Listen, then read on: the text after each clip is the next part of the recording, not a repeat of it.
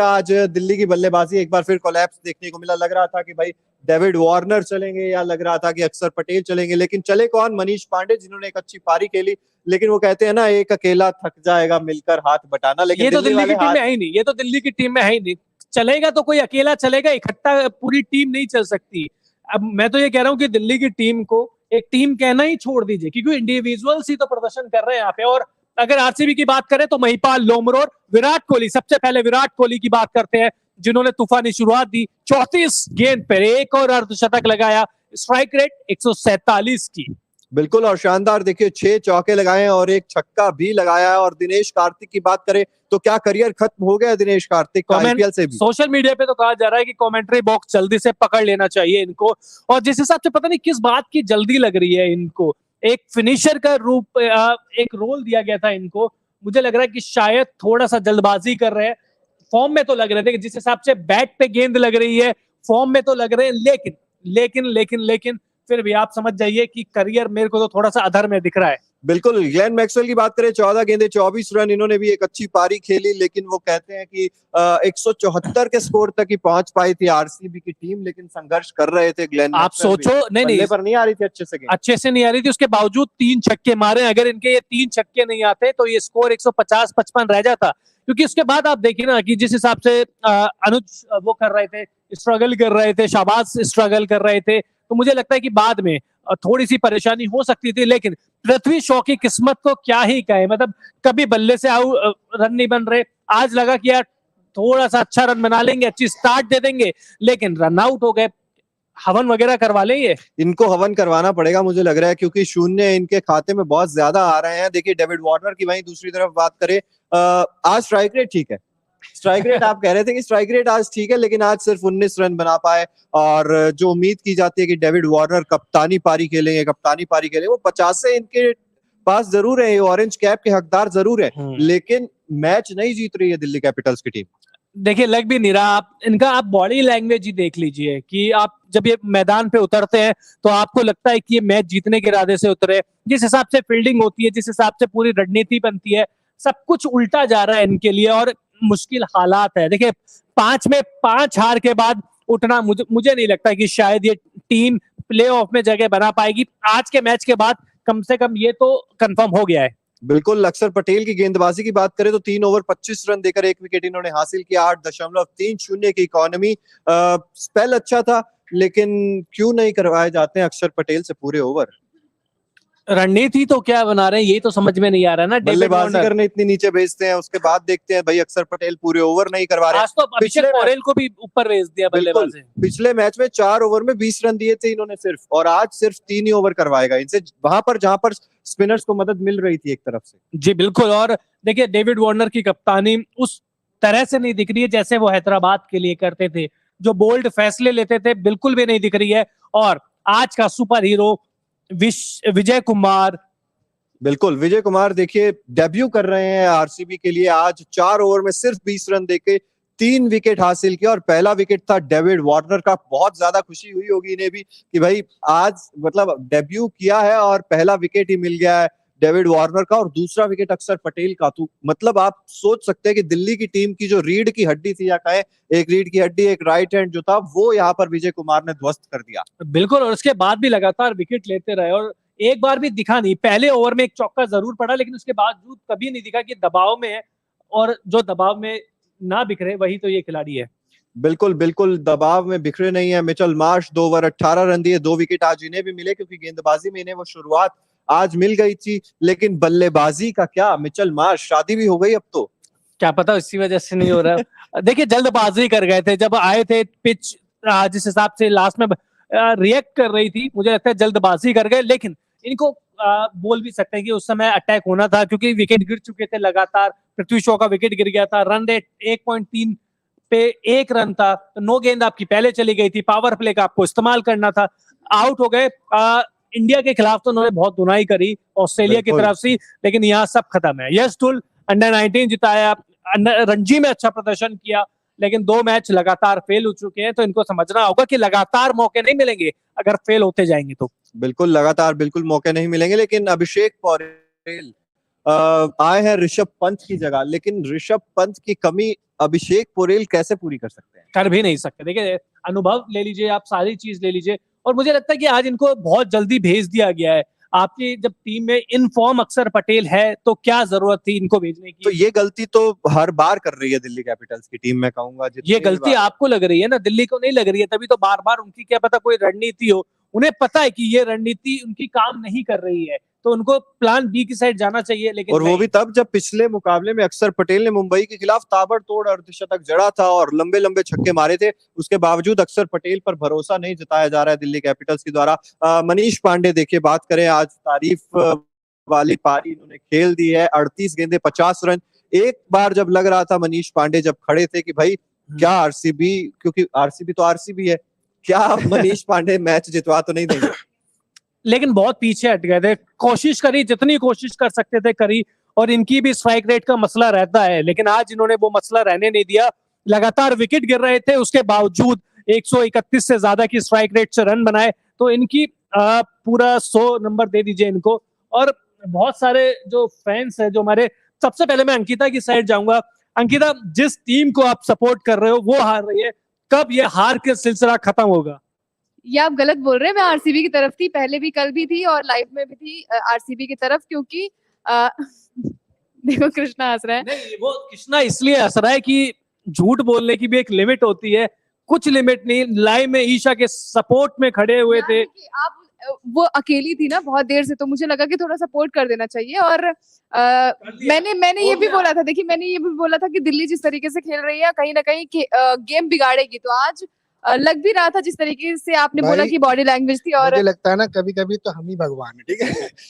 जिस टीम को सपोर्ट कर रहे हैं, ठीक है, आरसीबी को सपोर्ट कर रहे थे, हमने पहले प्रेडिक्ट किया था रुको जीतेगी, तो चेन्नई जीती। इस सवाल का जवाब चिराग देंगे, क्योंकि कल के लाइव में हमने बातचीत की थी और मैं आरसीबी की तरफ थी। चिराग। बिल्कुल, कल आप पहले शायद जा रहे थे दिल्ली की तरफ, लेकिन उसके बाद आपने आरसीबी कह दिया था, तो बेनिफिट ऑफ डाउट जैसे हम बल्लेबाजों को देते हैं, जो ईशा की शरण में जाएगा वो हारता चला जाएगा। तो ठीक है, चिराग कर रहे थे, चिराग को लगा कि शायद मैं इनके सपोर्ट में आ जाऊंगी तो इनकी टीम हार जाएगी, क्योंकि लगातार ये बोल रहे कि तुम्हारा प्रेडिक्शन जो है वो गलत जाएगा। नहीं, तो कल चिराग, मैं बताता हूँ, चिराग आरसीबी का फैन है, चिराग ने इसलिए बोल दिया कि चिराग की प्रेडिक्ट भी अब नेगेटिव जा रही है ना, तो सोचा नहीं, उसने सोचा कि भाई आरसीबी ना हार जाए, उसने सोचा आरसीबी ना हार जाए। मुंबई बोली मुंबई जितवाई, आरसीबी बोली आरसीबी जितवाई। कितना जितवाई तो है, आज देख नहीं रहे हो आरसीबी जितवा दी है। कब बोला? अरे आरसीबी को बोलने की जरूरत है क्या? आरसीबी के लिए, आरसीबी के लिए हमें बोलने की जरूरत नहीं पड़ती। लेकिन लेकिन लेकिन मुझे दुख हो रहा है अंकिता के लिए, मुझे दुख हो रहा है ईशा के लिए। जो प्रेडिक्शन करे, अंशिका क्या प्रेडिक्ट किया था आज? आरसीबी द विनर टीम, यही मेरा प्रेडिक्शन था और फाइनली यही ये पहले से प्रेडिक्शन था या देख लिया कि आरसीबी जीत गई तो? नहीं, पहले अंशिका का आज था। आज ये इन्होंने कहा कि मेरे दो खास दोस्त ईशा और अंकिता है, वो दिल्ली की साइड है, लेकिन देख ली इनकी भविष्यवाणी का क्या हाल होता है। तो सही टाइम पे उसने दोस्ती छोड़ दी। नंदनी का रुख कर कीजिए, आरसीबी को सपोर्ट कर रही थी या दिल्ली को सपोर्ट किसको सपोर्ट कर रही थी? ईशा इनकी बेस्ट फ्रेंड है यार, इनसे पूछने का मतलब क्या, आप तो जीतने वाली टीम को सपोर्ट कर रही होंगी। नहीं, ऐसा नहीं है। मैं शुरू से ही आरसीबी टीम को पसंद करती हूँ और आरसीबी टीम का जैसा भी परफॉर्मेंस पहले भी रहा है, लोगों को उम्मीद नहीं होती आरसीबी टीम से ज्यादा कि भी नहीं है, कुछ अच्छा कर आप पाएगी, तो लेकिन बहुत उम्मीदें हैं, ऐसी बात नहीं है। और मुझे लगता है कि आरसीबी के जितने फैंस हैं आज बहुत ज्यादा खुश हो रहे होंगे आज। हाँ, बात भी है ना, क्योंकि खुशी बार बार नहीं आती आरसीबी फैंस के लिए। आरसीबी जिस हिसाब से खेलती है, प्रदर्शन में निरंतरता नहीं रहती है और बहुत सारी चीजें आपको देखने को मिलती है। नहीं, दिल्ली वाले सर अभी कहीं बिजी है, दिल्ली वाले सर अभी कहीं बिजी है। अभी उनकी कर्म भूमि हार गई है, तो उसका जश्न वो मना नहीं पाएंगे। चिराग, कहाँ चूक हो गई दिल्ली से? स्कोर ज्यादा तो था नहीं। बिल्कुल, देखिए स्कोर ज्यादा नहीं था, रणनीति में मुझे लग रहा है, और आप साफ तौर पर कह सकते हैं कि डेविड वार्नर एक अच्छे कप्तान साबित नहीं हो रहे हैं इस बार, तो बिल्कुल भी नहीं हो रहे हैं। अब देखिए ऑरेंज कैप के हकदार है खुद, लेकिन टीम जीत नहीं रही है, एक बड़ा फैक्टर है। उसके अलावा आप देखेंगे कि भाई अक्षर पटेल को पूरे ओवर नहीं दे रहे हैं, उन्हें ऊपर बल्लेबाजी के लिए नहीं भेज रहे हैं, तो बहुत सारी खामियां हैं मुझे लगता है जिसको दिल्ली को सुधारने की जरूरत है। और एक तरफ आप देखेंगे कप्तानी की अगर मैं बात करूं, कभी रोमन पावल बाहर हो जाते हैं, राइली रूसो बाहर हो जाते हैं, और क्या हो जाता है कुछ समझ में नहीं आ रहा है दिल्ली की टीम में। बिल्कुल कुछ समझ में आ नहीं रहा है, शायद कप्तान को भी समझ में नहीं आ रहा है, टीम मैनेजमेंट को भी समझ में नहीं आ रहा है, उनके फैंस को भी समझ में नहीं आ रहा है कि क्या से क्या हो गया है। तो बहुत सारी चीजें हैं। लेकिन अब आरसीबी के प्रदर्शन की भी बात कर ली जाए, क्योंकि आरसीबी ने जिस हिसाब से इस मैच में डोमिनेट किया है वो काबिल तारीफ है। एक समय लगातार विकेट गिर रहे थे, दिनेश कार्तिक, महिपाल लोमरोर और ग्लेन मैक्सवेल लगातार आउट हो गए थे। उसके बाद भी देखिए 175 रन, अनुज रावत की स्लो बैटिंग, सब कुछ था, लेकिन 8-10 ओवर में 89 का स्कोर था। तो उसके बाद आपको देखना होगा कि बहुत सारी चीजें आपको करनी होगी। बिल्कुल करनी होगी बहुत सारी चीजें। और जिस तरीके से आज का मैच रहा है, रॉयल चैलेंजर्स बेंगलोर ने इस मुकाबले को जीता है 23 रनों के बड़े। अच्छा, डेविड वार्नर ने क्या बहाना मारा है ये तो बता दीजिए अभी। देखिए, डेविड वार्नर ने कहा है chasing that total should have been an easy task. मतलब साफ तौर पर ये तो मान रहे हैं कि भाई ये बहुत छोटा टोटल था, ये चेज हमें करना चाहिए था। Run outs and losing 3-4 wickets in power play. Power play क्या मतलब 3-4 विकेट्स, बिल्कुल जल्दी 1 रन पे 2-3 विकेट्स जा रहे हैं और रनआउट्स के ऊपर उन्होंने ठीकरा फोड़ा है। लेकिन देखिए 5-5 हार सिर्फ रनआउट से नहीं आती है, ये आपका एक सिलसिला बन चुका है जिसको सुधारने की जरूरत है। कह रहे हैं कि हमें पावर प्ले में और अच्छी बल्लेबाजी करनी चाहिए। पॉजिटिव्स बॉल के साथ आज हमें काफी सारे पॉजिटिव्स मिले, ललित का भी उन्होंने जिक्र किया। लेकिन देखिए काम तो आप तभी कर पाएंगे जब आपके पॉइंट्स टेबल में कुछ पॉइंट्स होंगे, तभी आप दिखा पाएंगे। बहाने आप कुछ भी मार सकते हैं। जी बिल्कुल, पॉइंट्स के नाम पर तो कुछ है ही नहीं ना, पॉइंट्स के नाम पर अंडा है और जीरो है, मतलब कि तो इस चीज को आपको देखना होगा। मैं समझता हूं कि क्या आपको भी अब लगता है कि दिल्ली का सफर इस आईपीएल में तो खत्म हो चुका है? देखिए लग तो रहा है इस आईपीएल में खत्म हो चुका है, अब लगभग जीतेंगे 3-4 मुकाबले शायद यहाँ से क्योंकि जीत ऐसा सकते नहीं है हैं। ना कि मुंबई जैसी टीमों की स्ट्रॉन्ग दिख रही है, प्रदर्शन नहीं कर पा रही है, इंटेंट ही नहीं दिख रहा है, आपका कॉम्बिनेशन ही नहीं बन रहा है, आपकी रणनीति नहीं बन पा रही है, और यहाँ से टीमें छोड़ेगी नहीं आपको। बिल्कुल यहाँ से टीमें छोड़ेंगी नहीं। और फिलहाल देखिए जीतने वाली टीम आरसीबी की भी बात होनी चाहिए। विराट कोहली लगातार अब कंसिस्टेंटली परफॉर्म कर रहे हैं, 50-50 आ रहे हैं। अब कितना ज्यादा फायदा होने वाला है टीम इंडिया के लिए भी, क्योंकि WTC भी खेलने जाना है, लेकिन आरसीबी के लिए तो फायदा है ही। जी बिल्कुल है। और लेकिन चिंता भी है कि सिर्फ विराट कोहली और फाफ डु प्लेसी चलते हैं, उसके बाद अगर मैक्सवेल ने मार दिया तो मार दिया, बाकी सब तो फिर मैगी एकेडमी, जो आप कहते हैं हमेशा की मैगी एकेडमी का हिस्सा है। बिल्कुल, देखिए निरंतरता तो आरसीबी के बल्लेबाजों में भी नहीं है, और आप पिछले मैचेस देख लीजिए, फाफ और विराट ही आपको एक अच्छी शुरुआत दे रहे हैं, जिसके बाद कुछ बड़े शॉट्स आपको बाकी बल्लेबाजों से देखने को मिलते हैं। फाफ, आपने बात करी विराट कोहली की, इस साल मेरे को जो सबसे अच्छी चीज विराट की लगी, वो रन तो हर साल ही बनाते हैं, लेकिन इस साल जिस स्ट्राइक रेट से रन बना रहे थे वो भी काफी अच्छा है, पॉजिटिव इंटेंट दिखता है। आज भी पहली या दूसरी गेंद पे इन्होंने चौका मार दिया था, तो जो इंटेंट है ना इस खिलाड़ी का अलग लेवल पे दिख रहा है। बिल्कुल, और कॉन्फिडेंस में दिख रहे हैं क्योंकि अपने शॉट्स पूरे प्रॉपर खेल रहे हैं। और लेकिन आज जिस तरीके से विराट कोहली आउट हुए, क्या थी वो गेंद, वो फुल टॉस गेंद थी ललित यादव की, छक्का मारने की कोशिश थी, एलिवेशन ज्यादा मिला लेकिन दूरी उतनी ज्यादा मिली नहीं, 70 मीटर गेंद गई। अनलकी कहेंगे या खराब शॉट? नहीं, अनलकी कहेंगे। देखो खुद विराट कोहली हंस रहे थे जब वो आउट हुए थे, आपने देखा होगा, तो उनका रिएक्शन साफ साफ दिखा रहा था, और यहाँ पे भी हंस रहे हैं। यहाँ पे तो हंसने का बनता भी है, यहाँ पर हंसने का बनता है। और जिस तरीके से देखेंगे 50 रनों की पारी आज खेली 34 गेंदों का सामना करते हुए। वहीं दूसरी तरफ फाफ डु प्लेसी की बात करें तो 16 गेंदे 22 रन उन्होंने बनाए हैं और 137 का स्ट्राइक रेट। और दोनों ने अच्छी शुरुआत आज एक बार फिर से दिला दी थी। हर्षल पटेल की बात करें तो 6 रन, आज ऊपर बल्लेबाजी करने आए थे हर्षल पटेल, लेकिन बेहद घटिया फैसला, बेतुका फैसला, मैं सच बता रहा हूं, क्योंकि इस वजह से ना केवल वो अनुज रावत जैसी वो आई, जब हर्षंगा बैटिंग कर सकते हैं, आपके पास बैटिंग है अभी, आप क्यों जबरदस्ती कर रहे हैं? आपके पास एक अच्छी पोजीशन में आप हो, ये स्कोर यहां से पहुंच सकता था 185 तक, 190 तक। खराब रणनीति इस चीज में तो मैं भी मानूंगा।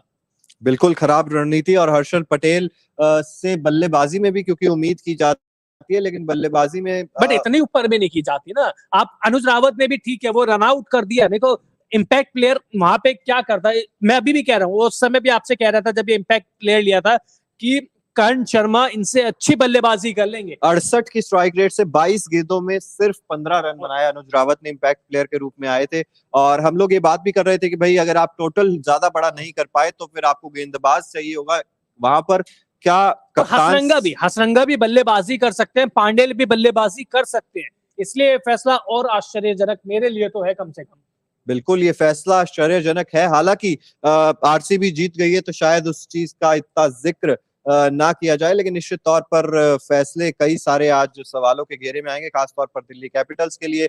मिचेल मार्श की बात करें, 2 ओवर 18 रन इन्होंने दिए, 2 विकेट हासिल किए। कुलदीप यादव ने अच्छी गेंदबाजी की, 4 ओवर में 23 रन देकर 2 विकेट हासिल किए। लेकिन जब एक इनिंग्स के बाद कुलदीप यादव से पूछा गया था तो डर तो लग रहा था दिल्ली के खेमे में तब भी कि 175 बनेंगे या नहीं बनेंगे। आप कॉन्फिडेंस लेवल देख लीजिए ना क्या है, उनका गेंदबाज खुद कह रहा है 175 के स्कोर पर कि ज्यादा अच्छा स्कोर बना दिया उन्होंने। तो आप सोचिए, वो तो इन्होंने गेंदबाजों ने वापसी कर ली, नहीं तो ये लोग तो फिर मतलब बैटिंग करने आते ही नहीं, दिल्ली की बल्लेबाजी आते नहीं, पहले ही हार मान लेते। तो मुझे लगता है बहुत सारी चीजें आपको अब देखनी होगी। और क्या, मुझे तो पता नहीं क्यों ऐसा वो आ रहा है कि क्या डेविड वार्नर इस साल पूरी सीजन में कप्तानी कर भी पाएंगे कि नहीं कर पाएंगे। तो और दिल्ली के पास विकल्प क्या है कप्तानी? विकल्प ही तो वही, आपके पास अगर विकल्प ही नहीं है तो फिर आप मजबूरी में ही डेविड वार्नर से ही कप्तानी करवाएंगे, मुझे लग रहा है। हालांकि कुछ आवाजें उठी थी यहाँ से भी कि अक्षर पटेल को कप्तानी दीजिए आप, लेकिन मुझे नहीं लगता कि इतने एक्सपीरियंस तो यार रोहित शर्मा को भी नहीं था ना जब उनको कप्तानी दी गई थी। तो आपको बोल्ड फैसले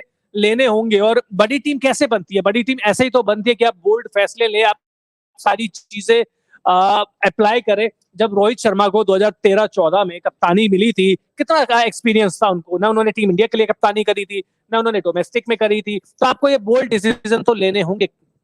बिल्कुल बोल्ड डिसीजन लेने होंगे, और अगर आप बोल्ड डिसीजंस लेंगे तभी आप जीत पाएंगे आईपीएल जैसा खिताब। और फिलहाल पॉइंट्स टेबल में जो चेंजेस हुए हैं उन पर भी नजर डाल लेते हैं। जिस तरीके से आज रॉयल चैलेंजर्स बेंगलोर ने दिल्ली कैपिटल्स को हराया है, इसके बाद ऊपरी क्रम में तो कोई बदलाव नहीं है। राजस्थान रॉयल्स पहले नंबर पर थी, पहले नंबर पर ही है। लक्ष्य सर बहुत खुश होंगे। बिल्कुल, अरे नंबर 1 तो रहेंगे। अच्छा, नंबर 1 रहेंगे। राजस्थान रॉयल्स 1 नंबर पर, लखनऊ सुपर जायंट्स दूसरा, गुजरात तीसरे पे, केकेआर चौथे पे, 5वें पर चेन्नई की टीम है, 6ठे नंबर पर पंजाब की टीम है, और 7वें पर अब आरसीबी आ गई है। एसआरएच को नीचे धकेल दिया। 8वें नंबर पर एमआई, 9वें नंबर पर, और दिल्ली 5 में से 5 हार के साथ फिलहाल 10वें नंबर पर ही है। क्या ऊपर उठ पाएगी 10वें से दिल्ली? मुझे नहीं लगता, क्योंकि वो कहते हैं ना कि वो इशारा ही नहीं मिल रहा है कि अच्छा प्रदर्शन कर पाएगी। मैच से पहले ही लोग कहते थे नहीं यार कहाँ मैच जीत पाएगी। अब ठीक है, तुक्का लग सकता है, क्रिकेट है, निश्चितताओं का खेल है, और किसी भी टीम को T20 खासकर एक ऐसा फॉर्मेट है जिसमें आप कोई भविष्यवाणी कर नहीं सकते, लेकिन प्रदर्शन तो कम से कम ऐसा नहीं दिख रहा है। बिल्कुल। और देखिए, रॉयल चैलेंजर्स बेंगलोर की यहाँ पर बात करें तो 4 में से 2 जीत तो है, पंजाब की 4 में से 2 है, चेन्नई की 4 में से 2 है, और केकेआर की भी 4 में से 2 है। लेकिन आरसीबी नीचे है, क्योंकि नेट रन रेट आप देख सकते हैं कि काफी ज्यादा खराब है यहाँ पर। इस वजह से अब नेट रन रेट को भी सुधारना होगा। हालांकि 23 रन की जीत मिली है, इससे काफी ज्यादा फायदा तो हुआ होगा, लेकिन अभी भी बड़ी जीत चाहिए होगी आरसीबी को। आज जीत मिल सकती थी, बड़ी जीत मिल सकती थी आज, लेकिन बहुत अच्छा मौका भी था। लेकिन खैर, क्रिकेट में ऐसा होता है, जीत गए, सबसे बड़ी बात